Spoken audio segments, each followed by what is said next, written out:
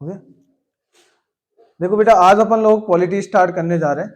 सबसे बड़ी बात यही रहती, जब भी इंडियन पॉलिटी को पढ़ते हैं हम और इंडियन पॉलिटी की बात करते हैं तो डाटा बहुत सारा है पढ़ने को, बहुत सारी एकेडमी, बहुत सारी कोचिंग, बहुत सारे इंस्टीट्यूट, नोट्स। बात ये आती हमें कितना पढ़ना है एग्जाम के हिसाब से। अब हम किस एग्जाम के लिए पढ़ रहे हैं वो भी जरूरी है। अपन यहाँ स्टेट सिविल सर्विस से सीडीएस, एनडीए, मतलब जो पीएससी हो गया, और वनडे एग्जाम्स होगा, जितने भी एग्जाम्स होगा उन सब के लिए अपना इंपोर्टेंट रहेगा। अपन यहाँ पे डिस्कस ये करना है, जो अभी अपन बात करने जा रहे हैं, कि पॉलिटी में पढ़ने के लिए सबसे पहले बहुत सारी बातें होती हैं। इससे पहले मैं आपको समझा भी चुका कि जब भी पॉलिटी में पढ़ो ये चीजें स्टार्ट करो तो उससे पहले, पढ़ने से पहले पॉलिटी को हमेशा कुछ पार्ट है या कुछ भागों में डिवाइड कर लो। जैसे मैं बात करूं पॉलिटी की, तो सबसे पहले उसका बैकग्राउंड पढ़ो। जैसे संविधान है, जब भी हम संविधान की बात करें तो संविधान में सबसे पहले उसका इतिहास, उसकी हिस्ट्री की बात करो कि अभी तक जो सफर तय हुआ है संविधान का, ये सफर यहाँ से तक आया है, और जो हमें पूरा ये संविधान जो मिला 26 जनवरी 1950 को, तो एक कैसे पूरा ये हमें प्राप्त हो गया। ऐसे तो एक सफर ऐसे तो मिल नहीं गया हमें। और कॉन्स्टिट्यूशन मतलब वही बोलती है ना, रूल्स ऑफ बुक, तो ये नियमों की किताब है, रूल ऑफ बुक है, तो एक सिस्टम के अकॉर्डिंग वर्क करती है। ये बहुत सारी इसकी फिलॉसफी और इसके बारे में बहुत सारी डेफिनेशन है, अलग अलग लोगों ने अलग अलग टाइप से दी है, लेकिन हमें उस हिसाब से नहीं है देखना है। तो सबसे पहले हम पॉलिटी में पढ़ेंगे कि उसके हिस्टोरिकल बैकग्राउंड, बैकग्राउंड के बाद फिर बेटा हम जानेंगे बेसिक चीजें, ये मैं पहले भी बता चुका था। बेसिक में जैसे मैं बोला, FR फंडामेंटल राइट्स पढ़ेंगे, FD फंडामेंटल ड्यूटी पढ़ेंगे, DPSP देखेंगे, और क्या देखेंगे हम लोग, FR, DPSP और फंडामेंटल ड्यूटी, और देखेंगे हमारी नागरिकता, हाँ सिटीजनशिप। इतने पॉइंट हैं जो हमें बेसिक में जानना है, जो हमारे लिए इंपॉर्टेंट है। तो एक सबसे पहले पार्ट में देखेंगे उसका बैकग्राउंड, सेकंड में देखेंगे basic, fundamental right, duty, DPSP, नागरिकता। थर्ड पार्ट में हम देखने वाले हैं संघ सरकार।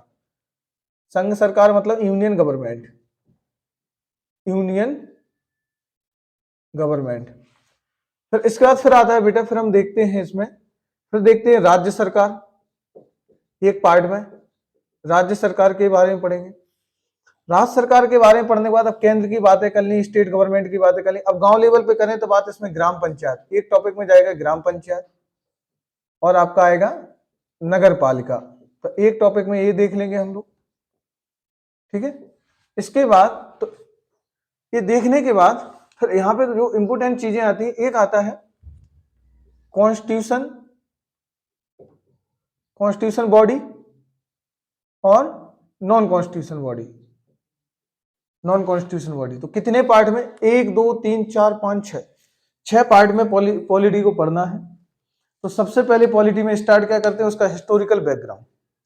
सबसे पहले जानेंगे कि संविधान आज जो बना हमारे 26 जनवरी 1950 को पूर्णतः ये लागू हुआ, और ये हमारे हाथों में जो आज प्राप्त है, हाँ, जो पूरी ये सारी व्यवस्था, ये सारी चीजें जो हैं, तो कब लागू हुआ, 26 जनवरी 1950 को, मतलब पूरे आर्टिकल के साथ, पूरी व्यवस्था के साथ, हर चीज की जो हमें आज मिलता है, न्याय व्यवस्था से लेके, मतलब हर एक राइट से लेके जो भी अधिकार हमें प्राप्त हुए उस हिसाब से। तो वो पूरा बैकग्राउंड पढ़ेंगे कि जब से स्टार्ट हुआ, कब से स्टार्ट हुआ, वो भी देखेंगे।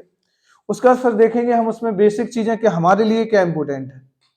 हमें उसमें सबसे ज्यादा, कोई भी एक मानव है, कोई इंसान है, एक सिटीजन होने के नाते उसको क्या क्या राइट्स होंगे, तो वो बेसिक चीज में फंडामेंटल राइट्स, ड्यूटी और DPSP और सिटीजनशिप। पहले सिटीजनशिप को समझेंगे। इसके बाद फिर आता है केंद्र सरकार, यूनियन गवर्नमेंट क्या करती है, केंद्र सरकार की रूल्स एंड रेगुलेशन क्या है, कानून व्यवस्था क्या है, लागू करवाने की व्यवस्था क्या है, न्याय व्यवस्था क्या है, तो ये सब चीजें जानेंगे। तो एक हो जाएगा अपर लेवल पे, किस लेवल पे हो जाएगा, अपर केंद्र लेवल पे, और फिर एक देखेंगे स्टेट गवर्नमेंट का, राज्य लेवल पे। फिर एक और होता है जो और निचले स्तर पे आता है। जैसे हमारे यहाँ पे जो फॉर्म है वो 3, सबसे टॉप पे जैसे 1 और 2 3, अपर पे आएगा यूनियन, इस पे आएगा स्टेट, और इस पे आएगा विलेज। तो ये हमारा स्ट्रक्चर एकदम फॉर्म होता है। तो सबसे पहले यूनियन लेवल पे यूनियन गवर्नमेंट, स्टेट लेवल पे स्टेट गवर्नमेंट, और एकदम नीचे लेवल पे ग्राम पंचायत वगैरह देख लेंगे। तो ये व्यवस्थाएं हम इसमें देख लेंगे। फिर इसका जो मेन आता है ग्राम पंचायत वगैरह, फिर आता है कॉन्स्टिट्यूशन नॉन कॉन्स्टिट्यूशन बॉडी, कि केंद्र और राज्य सरकारों के जो कामों को इंपोर्टेंट रोल प्ले करती है, उनको करने में जो इंपोर्टेंट भूमिका निभाती है, वो सारी ऑर्गेनाइजेशन, वो सारी संस्थाएं। जैसे इलेक्शन कमीशन है, उसे सरकार का काम को चुनने का है, तो गवर्नमेंट के इलेक्शन कराना, कंडक्ट कराना, और जनता के द्वारा प्रतिनिधि जो चुने जाते हैं उनके द्वारा रूल्स एंड रेगुलेशन पूरा सिस्टम को सर्कुलेट करते हैं। उसी प्रकार यूपीएससी या पीएससी है, उसका काम क्या होता है, क्या, हाँ, मतलब जो ऑफिसर रहते हैं आपके, आईएएस है, आईपीएस है, एग्जाम कंडक्ट कराना और इनकी नियुक्तियां करना। उसी प्रकार हर एक डिपार्टमेंट का अलग अलग काम है, हर एक ऑर्गेनाइजेशन का अलग अलग काम है। जैसे नेशनल ह्यूमन राइट्स कमीशन कुछ नॉन कॉन्स्टिट्यूशन बॉडी है, तो वो ये देखेंगे मानव अधिकार है, जो ह्यूमन राइट्स है उनकी रक्षा करते हैं। किसी के ऐसा तो नहीं किसी के ह्यूमन राइट्स का वायलेंस हो रहा हो, हनन हो रहा हो, ये सब चीज की जांच पड़ताल करेंगे। उसी प्रकार से जैसे वुमेन कमीशन बना है, तो वो महिलाओं से रिलेटेड वर्क करते हैं। पर्यावरण से रिलेटेड एनजीटी वर्क करता है, नेशनल ग्रीन ट्रिब्यूनल। तो ये सब पॉइंट हम इसमें देख लेंगे। अब बात आती है कि ये सब चीजें जो हम पढ़ रहे हैं, या ये मैंने जो डिस्कस किया कि पॉलिटी को पढ़ने से पहले ये चीजें हमें पहले पता होना चाहिए कि किसी भी सब्जेक्ट को स्टार्ट करने से पहले उस सब्जेक्ट में सच में पढ़ना क्या था। तो सबसे पहले हमने डिस्कस किया उसका हिस्टोरिकल बैकग्राउंड, फिर बेसिक चीजें जिसे हार्ट ऑफ कॉन्स्टिट्यूशन बोलते हैं, संविधान का हार्ट कहते हैं, जिसमें फंडामेंटल राइट, सिटीजनशिप, आपका डीपीएसपी, ड्यूटी, ये पढ़ेंगे। फिर इसके बाद केंद्र सरकार जो एक पूरा पार्ट जाएगा, फिर राज्य सरकार, और फिर राज्य सरकार के बाद फिर ग्राम पंचायत, नगर पालिका, और फिर कॉन्स्टिट्यूशन और नॉन कॉन्स्टिट्यूशन बॉडी। तो ये तो हो गई बेसिक चीजें, हम ये सब डिस्कस करेंगे। कॉन्स्टिट्यूशनल असेंबली बात करेंगे, संविधान कैसे बना, संविधान सभा ने कैसे वर्क किया, अंबेडकर जी ने कैसे अपना इंपोर्टेंट रोल प्ले किया, क्योंकि उन्हें फादर ऑफ कॉन्स्टिट्यूशन कहा जाता है। उनके बिना तो संविधान लिखना पॉसिबिलिटी नहीं थी। फिर हमारे संविधान की क्या विशेषताएं, क्या फीचर्स है, ये भी बात करेंगे। हमारे संविधान के ऊपर क्या क्या प्रभाव है, किन किन कंट्रियों से हमने संविधान में क्या क्या लिया, उसके सोर्स क्या है, सोर्स ऑफ द कॉन्स्टिट्यूशन देखेंगे, फीचर ऑफ द कॉन्स्टिट्यूशन देखेंगे। ये सब बातें हम करेंगे। लेकिन पढ़ने से पहले एक नॉर्मल बेस में कि हमें संविधान जल्दी समझ में कैसे आए, उसे समझें कैसे। तो पहले बेटा मैं बता दूं आपको, हमारे संविधान के 22 भाग याद होने चाहिए और ये 12 अनुसूचियां पता हो, क्योंकि जब 26 जनवरी 1950 को हमारा संविधान लागू हुआ, तो उस समय हमारे संविधान में 22 भाग, 395 अनुच्छेद और 8 अनुसूचियां थी। कितनी थी? 8। फिर ये 4 अनुसूचियों का सफर, ये भाषाएं, यहां से ये सब अलग अलग टाइम पे तय हुआ। ये भाषाएं क्यों जोड़ा? क्योंकि राज्य पुनर्गठन एक्ट के तहत, राज्य पुनर्गठन अधिनियम 1956, इससे पहले जितने भी राज्य बने थे वो सब किसके बेस पे बन रहे थे? एडमिनिस्ट्रेशन बेस पे, प्रशासन के आधार पर। जब फजल अली की रिकमेंडेशन आई और सरकार ने, गवर्नमेंट ने राज्य पुनर्गठन अधिनियम बनाया, स्टेट री एस्टेब्लिशमेंट एक्ट बनाया, और उस एक्ट के तहत यहाँ पे शर्त तय की गई कि एक राज्य को एक भाषा नहीं देगी, हाँ 2-3 राज्यों को मिला के एक लैंग्वेज दे सकते हैं। और यहाँ पे फजल अली ने रिकमेंडेशन भी की थी कि जो पार्ट का सिस्टम चलाया था ना, part A, part B, part C, part D, वो खत्म करके किसमें कन्वर्ट कर दें, किसमें चेंज कर दें? स्टेट और यूटी में। और ऐसे करके उन्होंने रिकमेंडेशन 14 राज्य और कितने यूटी? 6। 14 और 6 का कॉन्सेप्ट दिया कि 14 यूटी होंगे और 6 क्या होंगे? केंद्र शासित प्रदेश होंगे, यूटी होंगे, ठीक है। 14 स्टेट हो गए और 6 केंद्र शासित प्रदेश हो गए। ये बात बोली थी फजल अली ने, और उसी को देखते हुए यहाँ पे फिर भाषाओं का एक सिलसिला दौर स्टार्ट हुआ और राज्य बनने स्टार्ट हुए। उस समय 14 स्टेट थे और धीरे धीरे बने। महाराष्ट्र से गुजरात अलग हुआ, फिर धीरे धीरे करके आगे एक सिलसिला, जब जैसे जैसे ये सिलसिला बढ़ता चला गया और स्टेट बनते चले गए, एक लंबा सा रास्ता तय किया। तो आज वर्तमान में कितनी भाषाएं तय हैं? 22। तो ऐसे करके शेड्यूल 7 लिखा, मतलब शेड्यूल 8 आया। 8वां तो था भाषाएं वाला, फिर 9वां यहाँ से चेंज होता है, जो 8 यहाँ तक था, फिर 9वां जोड़ा ये अनुसूची, फिर 10वां अलग, 11 और 12, ये सब बात करेंगे अभी इस पे। तो सबसे पहले हम देख लेते हैं इसके भाग और इनके आर्टिकल, पूरे आर्टिकल नहीं, अभी नॉर्मल देख लेंगे, फिर इसके बाद एक एक आर्टिकल को बहुत डिटेल से एक एक कॉन्सेप्ट वाइज पढ़ते चले जाएंगे और सब अपन लोग अपलोड कर देंगे चैनल पर, ठीक है। देखो, तो सबसे पहला है संघ एवं उसका राज्य क्षेत्र। भाग फर्स्ट कहता है, पार्ट 1 कहता है यूनियन एंड इट्स टेरिटरी, जिसमें आर्टिकल 1 से लेकर 4 तक की बात की गई है। अब इसमें जो बोला गया है कि भारत एक देश होगा, उन्होंने बोला एक यूनियन होगा और उसके नीचे सारे क्या काम करेंगे, उसके स्टेट और उसकी टेरिटरीज, टेरिटरीज मतलब उसका क्षेत्र, जो उसके क्षेत्र में आता हुआ। अब इसमें सारे केंद्र शासित प्रदेश भी आते हैं और सारे राज्य भी आते हैं। अब इसमें ही बात बोली गई, आर्टिकल 1 2 3 4 करके ऐसे बोला गया है, भारत का नाम इसमें ही लिखा है, सब इंडिया इंडिया सब इसमें ही दिया है। फिर इसमें आर्टिकल 2 3 को मिला के बात बोली गई है कि जैसे अगर किसी भी राज्य में नाम में परिवर्तन करना हो, किसी भी बॉर्डर को कम करना हो, घटाना या बढ़ाना हो, या किसी भी स्टेट को यूटी बनाना हो या यूटी से क्या बनाना हो, स्टेट बनाना हो, वो सब बातें आर्टिकल 1 से लेकर 4 में लिखी है। वो भाग 1 कवर करता है। कौन सा पार्ट आता है, जिस तरह एक किताब में चैप्टर होते हैं ना, उसी प्रकार हमारे कॉन्स्टिट्यूशन में 22 चैप्टर है। 22 चैप्टर में हर एक टॉपिक को अलग अलग करके डिस्क्राइब किया गया, फिर उसी चैप्टर के अंदर एक एक रूल, एक एक नियम लिखा गया है। उसी प्रकार से चैप्टर नंबर फर्स्ट में, पार्ट नंबर फर्स्ट में 1 से लेकर 4 रूल लिखे हैं। हर एक रूल में अलग अलग बातें कही गई हैं और इनमें जो बातें बोली गई हैं वो बातें बोली गई हैं केवल यूनियन और उसकी टेरिटरी के बारे में। अभी नहीं कि ये बात बोल रहा है और जाके फंडामेंटल राइट्स की बात बोलेगा, तो ऐसा नहीं होगा। जो चैप्टर होगा उसी से रिलेटेड बात कहेगा। क्लियर है? तो वही पार्ट फर्स्ट कहता है यूनियन एंड इट्स टेरिटरी, संघ और उसका राज्य क्षेत्र। क्लियर है? सेकंड पार्ट कहता है नागरिकता, सिटीजनशिप। सेकंड क्या बोलता है, नागरिकता की बात करता है। यहाँ पे सेकंड वाले में कहा गया है सिटीजनशिप के बारे में, नागरिकता। और यहाँ पे 5 से लेके 11 आर्टिकल, इसमें टोटल 6 आर्टिकल है, 5 to 11 है, जिसमें 5 6 7 8 इनमें नागरिकता कैसे मिलेगी ये सब प्रोविजन बताया। ये 5 6 7 8 तक नागरिकता का जो कॉन्सेप्ट दिया गया है, इसमें बताया गया कि जब उस समय जब देश आजाद हुआ तो कुछ लोग जो पाकिस्तान चले गए तो उनको नागरिकता कैसे मिलेगी, कुछ लोग पाकिस्तान से इंडिया आए तो उनको नागरिकता कैसे मिलेगी, कुछ लोग जो पाकिस्तान गए फिर से वापस आना चाहते हैं तो उनको नागरिकता कैसे मिलेगी। ये सब प्रोविजन किए गए हैं किसमें, 5 से लेकर 8 तक आर्टिकल में। फिर 9 10 11 में बात बोली गई है कि अगर कोई अपनी मर्जी से नागरिकता छोड़ देता है तो उसकी नागरिकता खत्म हो जाएगी।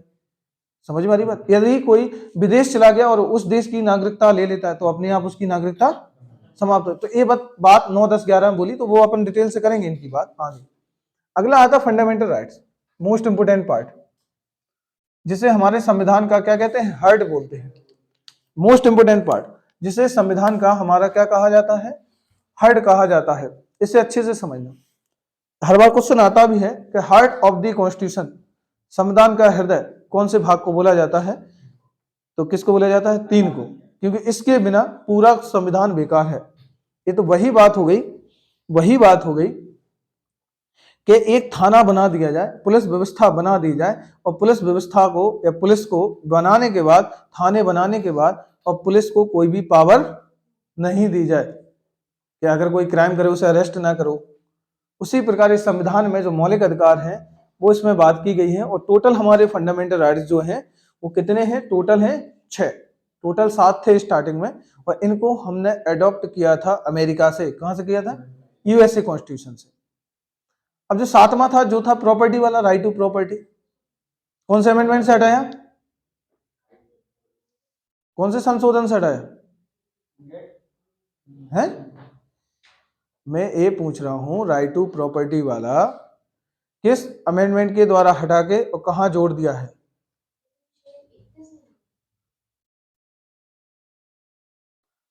मैं अमेंडमेंट पूछ रहा हूं कि कौन सा संशोधन करके इसे हटाया।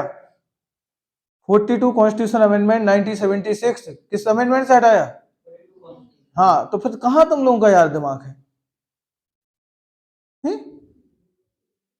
42वां संविधान संशोधन 1976 में इसे हटाया था, राइट टू प्रॉपर्टी को।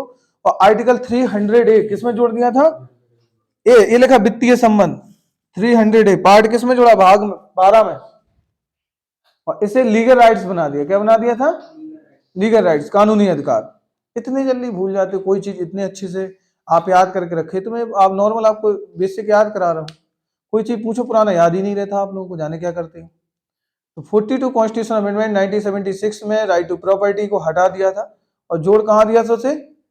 12वां भाग में। और क्या बना दिया उसे?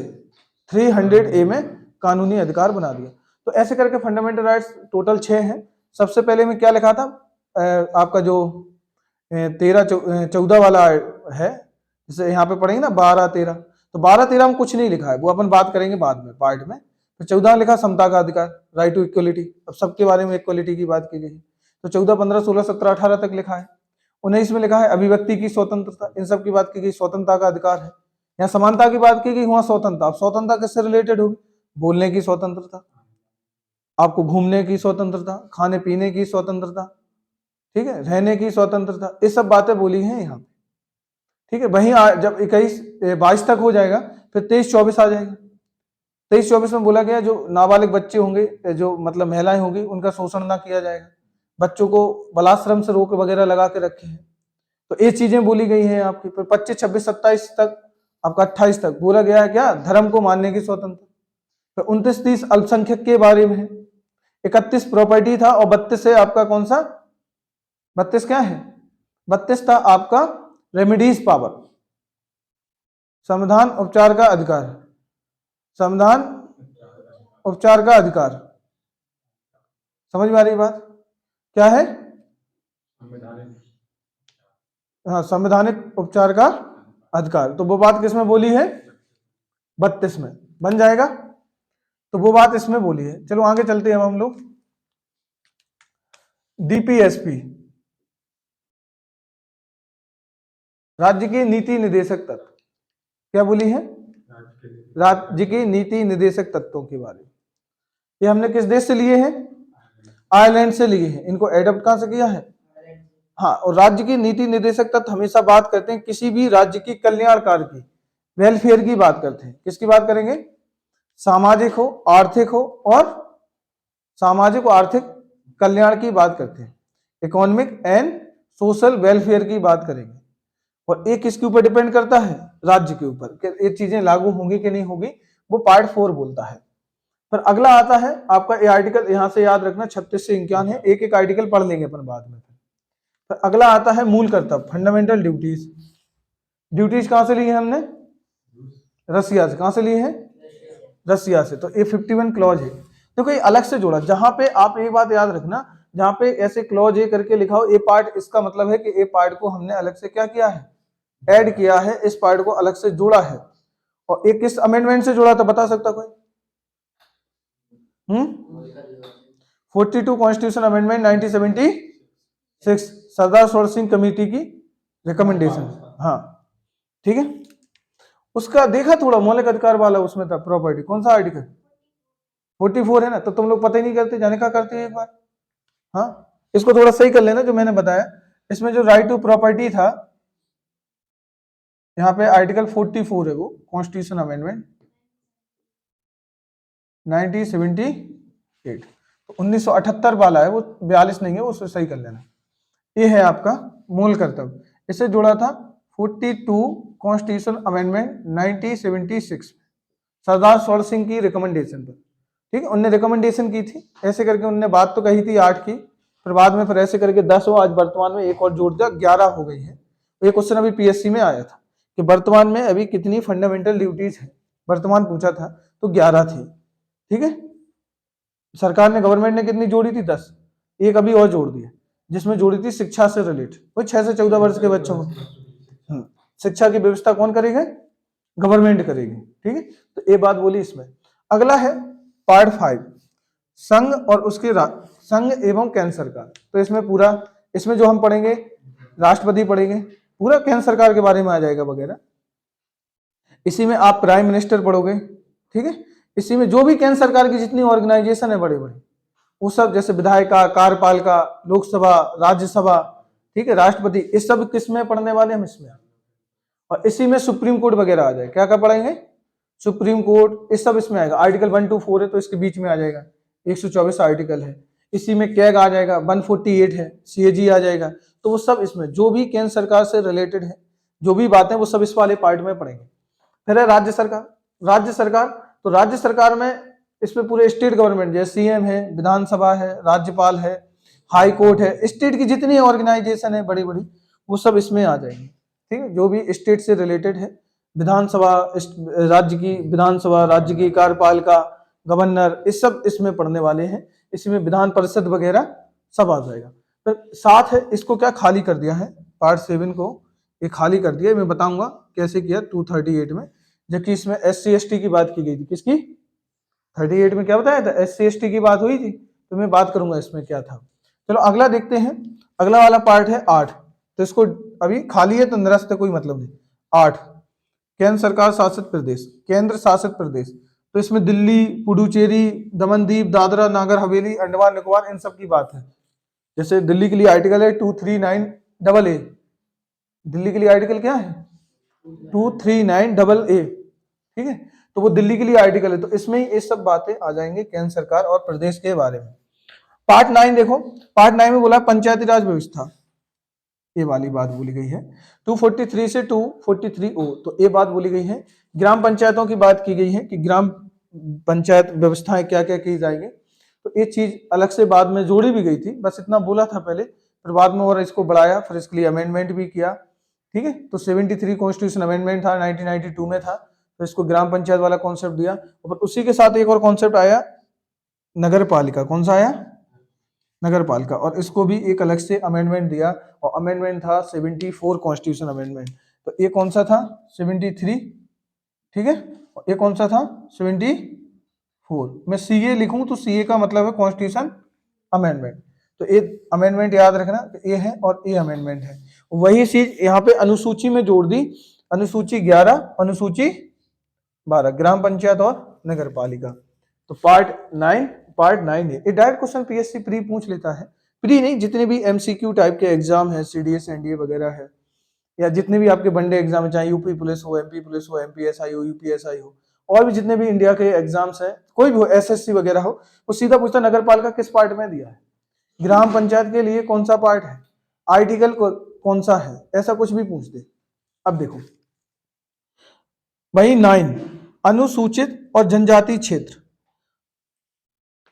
अनुसूचित और SC और ST ट्राइबल्स एरिया की बात की गई है, तो उसके लिए पूरा बोला गया है क्या 244 से 244A क्लॉज।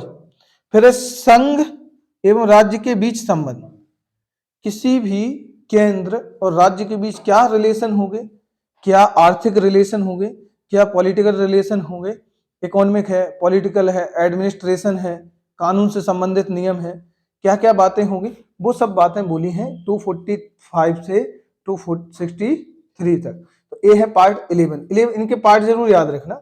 इसके बाद है वित्तीय संबंध, फाइनेंस से रिलेटेड जो भी रिलेशन होंगे, जितनी बातें बोली हैं वो इसमें सारी बातें कही गई हैं 264 से 300, ठीक है, 264 से सारी बातें इसमें बोली हैं, तो वो इसमें बोली हैं।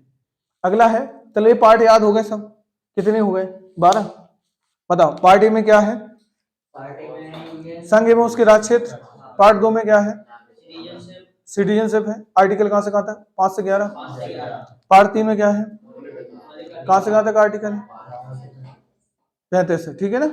अभी एक एक आर्टिकल भी डिस्कस करेंगे अच्छे से, पहले अभी इतना कर लें, पहले ये हो जाए, फिर एक में 1 से 151 तक आर्टिकल, एक में पूरे आर्टिकल कर देंगे डिस्कस फंडामेंटल राइट्स के, एक में DPSP के, ऐसे करके तो सब याद हो जाएगा, तुम्हें अच्छे से याद हो जाएगा, क्लियर। इसके बाद पार्ट 4 में क्या है? कहां से कहां तक है? 36 से 51, ठीक है। फिर यहाँ पे एक नया पार्ट जोड़ा था, मूल कर्तव्य, हाँ, ड्यूटीज जोड़ा था, रसिया से लिया था, कब जोड़, कौन से अमेंडमेंट से?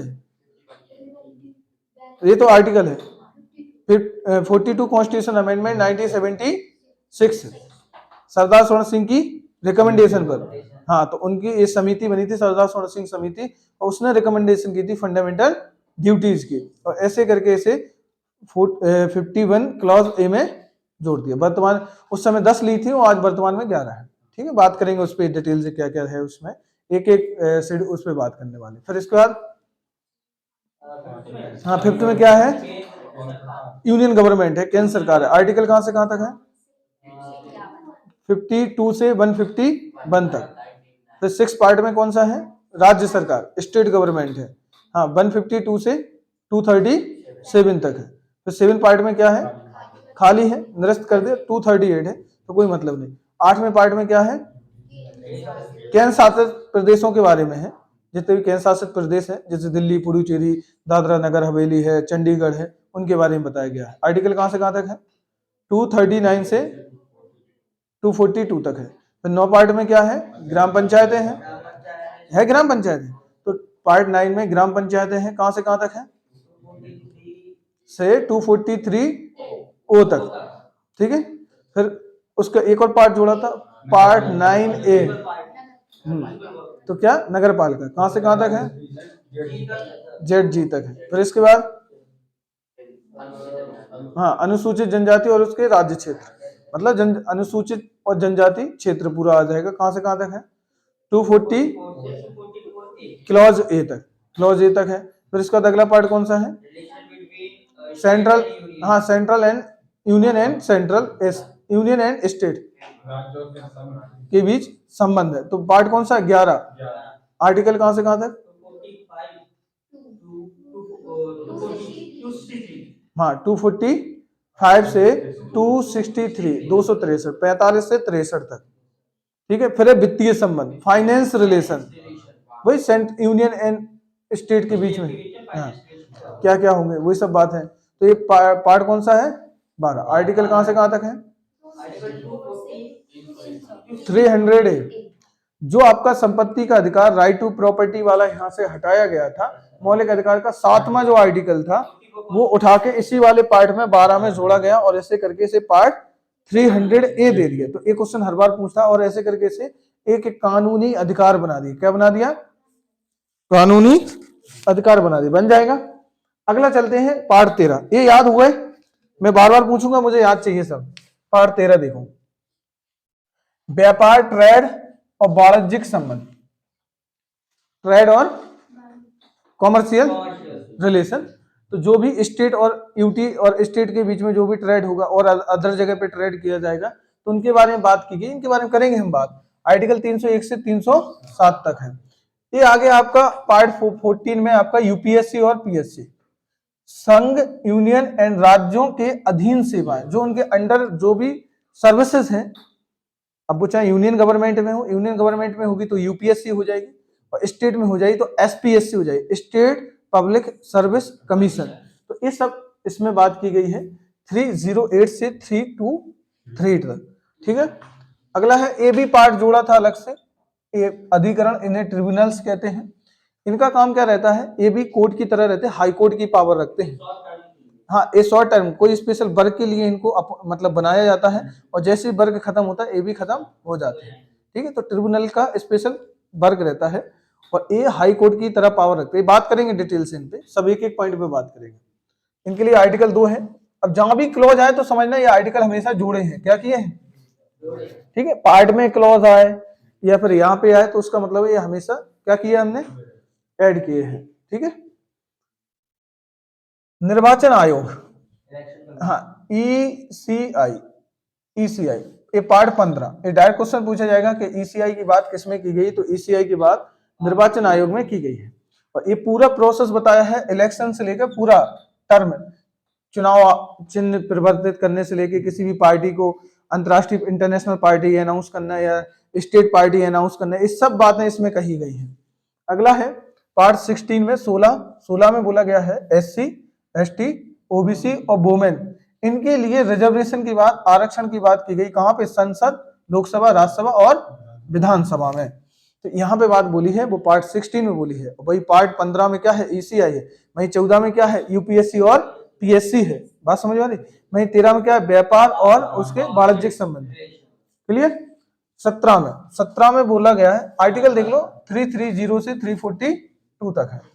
राजभाषा है यहाँ पे 343 से 351 है, कहां से कहां तक है, तो राजभाषा 343 से 351 तक है। लैंग्वेज के बारे में बताया गया है कि जितने ऑफिशियल वर्क होंगे, ऑफिस वर्क हो, इस सब इसमें बात की गई है।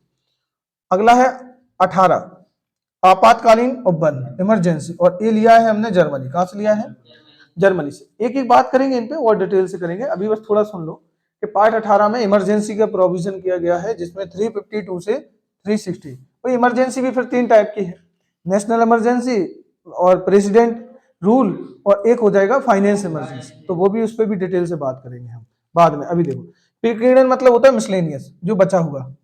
जैसे अब कुछ ऐसी पावर है जो कॉन्स्टिट्यूशन में डिस्क्राइब नहीं की गई है।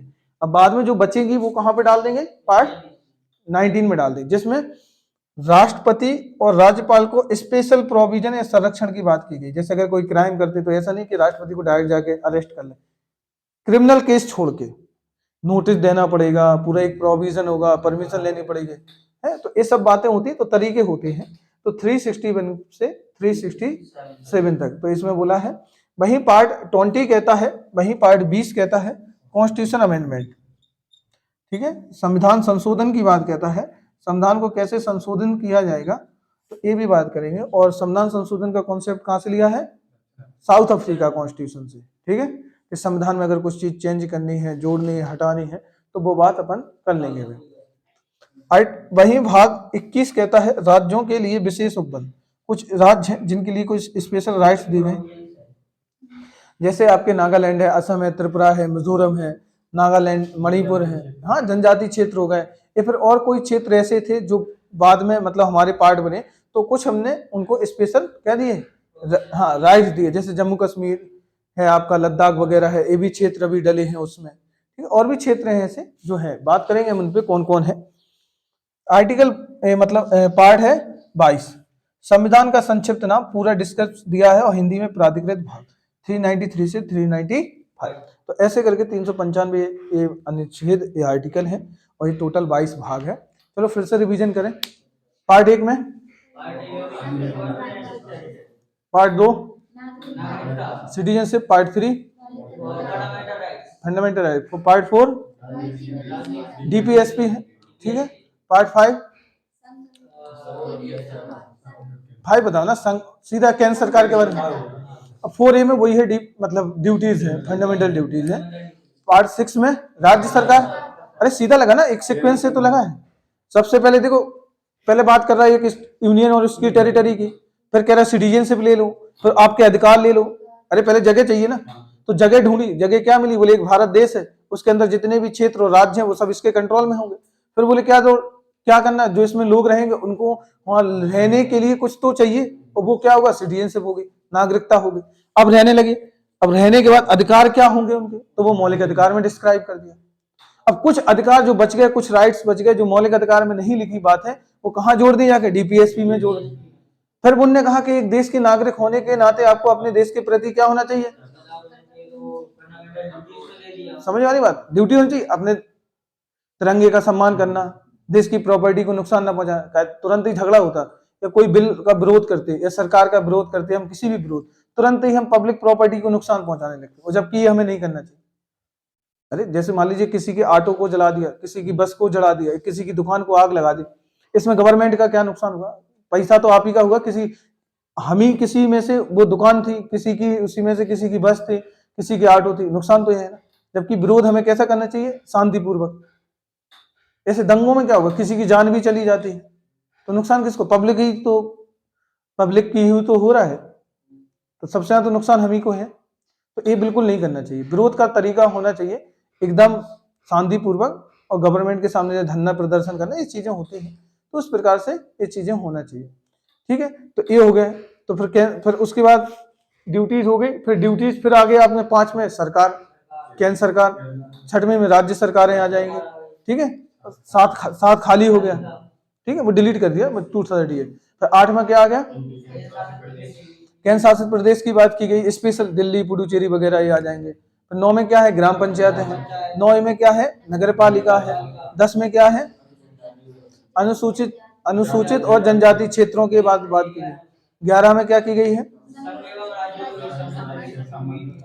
हाँ वही, केंद्र और राज्यों के बीच संबंध, अब वो संबंध किसी प्रकार के हों, आर्थिक, राजनीतिक या फिर सामाजिक, की बात की गई है। 12 में क्या बोला गया है, ठीक है, वित्तीय फाइनेंस, वित्तीय संबंध की बात की गई, ठीक है, बन जाएगा। 13 में क्या बोला गया,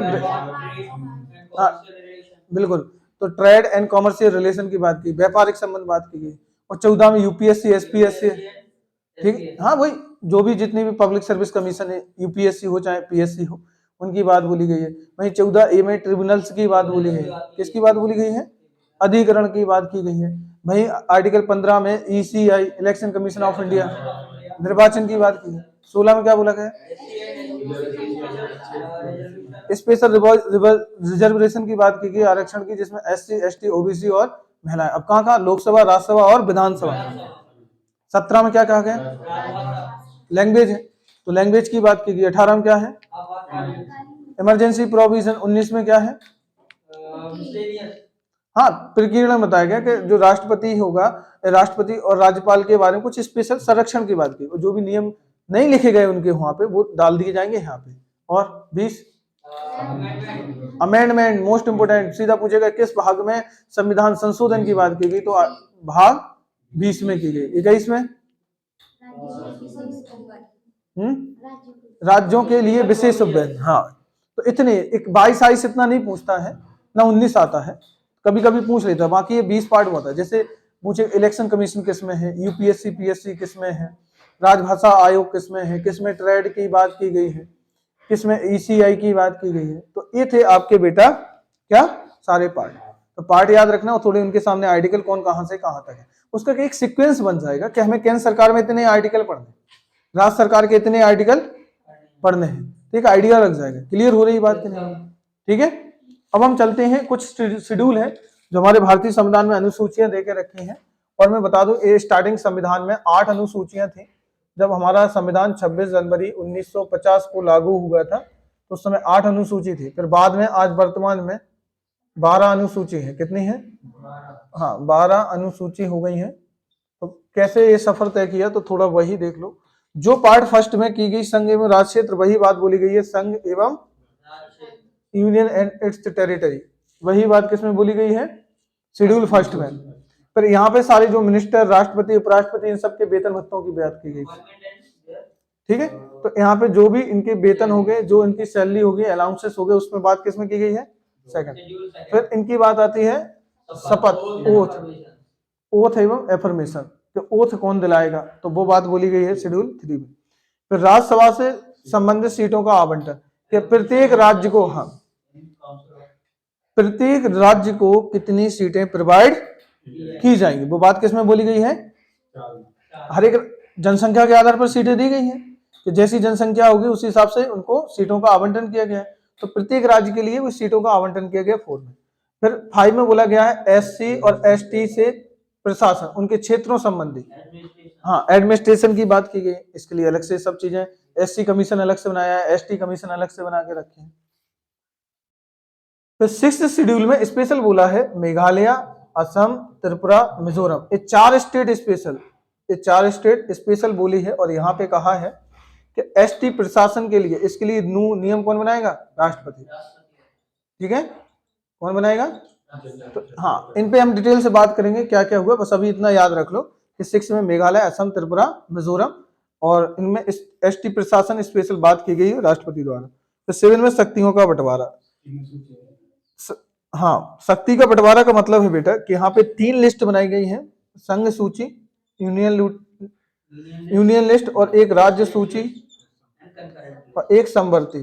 तो ये 3 लिस्ट बनी है और इसमें किसमें सब्जेक्टों को डिवाइड करके रखा है।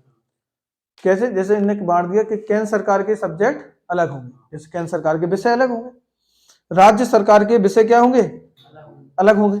उसी प्रकार बाता कि समवर्ती सूची वो सूची जिसमें केंद्र और राज्य दोनों कानून बनाएंगे, लेकिन जब उसी सब्जेक्ट के ऊपर या उसी विषय के ऊपर केंद्र भी कानून बना दे और राज्य भी कानून बना दे, तो चला माना किसका जाएगा नियम, तो केंद्र सरकार, क्योंकि पावरफुल कौन है, केंद्र। पहली आर्टिकल में लिखा है केंद्र, यूनियन एंड इट्स टेरिटरी है, हाँ, तो लास्ट पावरफुल वही है ना, उसी का माना जाएगा।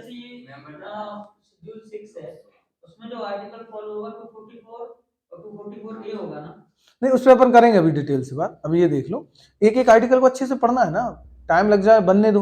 मैं तो कह रहा छोटे छोटे पार्ट में बना देंगे वीडियो, 10 मिनट 15 मिनट के, एक आर्टिकल को पूरा पढ़ गया अच्छे से, समझ में आ रही बात। जब भी मैंने बोला फलाना आर्टिकल देखना, उसी को देखा। सोचो कितना 250-300 वीडियो जा रहे, जाने का दिक्कत है, 10-10 मिनट के ही तो होंगे, 15 मिनट का होगा, 20 मिनट का होगा, देखने में भी आसानी होगी और कम टाइम में अच्छा मिल जाएगा। जैसे स्पेशल कोई चीज भूलने लगे, उसी को देख लो ना, थोड़ा लगे कि अच्छा हाँ यार पॉलिटी आया, थोड़ा लगे, क्योंकि वही वीडियो 1 घंटे का कर दो तो डिस्टर्ब होता थोड़ा, ठीक है। देखो अभी फिर वही आ रही भाषा है, तो भाषाओं का सफर भी ये हम तय कर लेंगे। 22 भाषाएं हो गई अभी वर्तमान में, ठीक है। कैसे कैसे हुआ, क्योंकि स्टार्टिंग में कितनी भाषाएं थी, 14 कितनी थी? हाँ, फिर 14 थी, फिर ऐसे करके बढ़ी हो 22। वो कैसे सफर तय हुआ हम बाद में बात करेंगे। भाई शेड्यूल 9 में कोई बातें नहीं थी, कुछ नियम जिन्हें न्यायालय में चुनौती नहीं दी जा सकती, क्योंकि राइट टू प्रॉपर्टी को एकदम हटा दिया था, उसके लिए कोई बात बोली नहीं गई। भाई आर्टिकल 31 बी और सी करके ऐसे करके आर्टिकल को हटाया, फिर उसमें बहुत सारी ऐसी प्रोविजन हुए। मैं इसके लिए एक अलग से वीडियो बनाऊंगा शेड्यूल 9 को, क्योंकि ये पूरी स्टोरी है कि कैसे जमीन पर कौन से केस आए, कैसे प्रोविजन हुआ, वो सब बातें अपन बाद में कर लेंगे। भाई शेड्यूल दल बदल कानून, ये 52 कॉन्स्टिट्यूशन अमेंडमेंट है 1985 में। इसके लिए 52वां संविधान संशोधन किया, हाँ 1985। तो इसमें ये बोला कि अगर भी कोई पार्टी का बंदा पार्टी के खिलाफ, पार्टी के अगेंस्ट या फिर पार्टी को छोड़कर जाता है, तो उसके अगेंस्ट में उसे क्या करेंगे? हटा सकते हैं। इसके लिए अलग से चैप्टर है, अलग से, हाँ डिस्क्वालीफाई कर सकते हैं, उसकी सदस्यता छीन सकते हैं। अगर लोकसभा में है तो लोकसभा मेंबर करेगा, राज्यसभा में तो राज्यसभा मेंबर करेगा। फिर उसकी भी कंडीशन है कि किस बेस पे हटाया जाए। भाई शेड्यूल 11 में ग्राम पंचायत है, इसको भी जोड़ा गया है, और इसे जोड़ा है 73 कॉन्स्टिट्यूशन अमेंडमेंट 1992। तो ये जोड़ा ग्राम पंचायत, ठीक है। वही नगर पालिका, नगर पालिका में स्पेशल बोला है 74 कॉन्स्टिट्यूशन अमेंडमेंट, क्या? हाँ कॉन्स्टिट्यूशन अमेंडमेंट 1992। हाँ, तो इसमें नगर पालिका जोड़ा। तो ऐसे करके 12 शेड्यूल हुए। चलो जल्दी से शेड्यूल रिवीजन कर लो जल्दी से। पहले में क्या लिखा? संघ एवं उसका राज्य क्षेत्र। सेकंड में क्या लिखा? उनकी पैसा, वही सैलरी अलाउंसेस। फिर उनको क्या दिलाएंगे? शपथ, ओथ वगैरह। 4 में क्या लिखा? पूरे, हाँ, सीटों का आवंटन किया जाएगा, एलोकेशन ऑफ, हाँ, जो भी राज्यसभा सीटें हैं उनका एलोकेशन किया जाएगा, सभी राज्यों में बंटवारा कैसे होगा, वो भी उनका बेस क्या होगा? जनसंख्या, ठीक है। इसका 5th में क्या है?